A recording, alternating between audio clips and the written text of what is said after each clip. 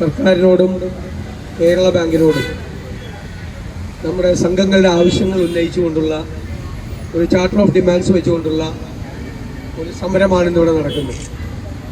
നമുക്കറിയാം, ഈ ശ്രീ ജോൺ ഇവിടെ സൂചിപ്പിച്ചതുപോലെ കേരള ബാങ്ക് രൂപീകരിച്ചതോടുകൂടി നമ്മുടെ സംസ്ഥാനത്തെ ഈ ടു ടയർ സിസ്റ്റം പ്രാഥമിക സംഘങ്ങളെ ഗൗരവതരമായി ബാധിക്കാൻ തുടങ്ങി. മാത്രമല്ല, നേരത്തെ ജില്ലാ സഹകരണ ബാങ്കുകൾക്കും സംസ്ഥാന സഹകരണ ബാങ്കുകൾക്കും സ്വതന്ത്രമായി തീരുമാനമെടുക്കാൻ കഴിയുമായിരുന്നു.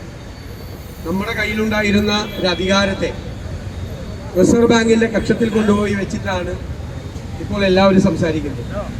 നമ്മളിത് മുന്നറിയിപ്പ് കൊടുത്തതാണ്.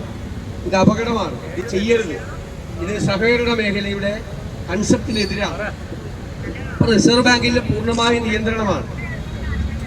ഞാൻ പറയാറുണ്ട്, ഇപ്പോൾ കരുവന്നൂർ ബാങ്കിൽ വിഷയമുണ്ടായി.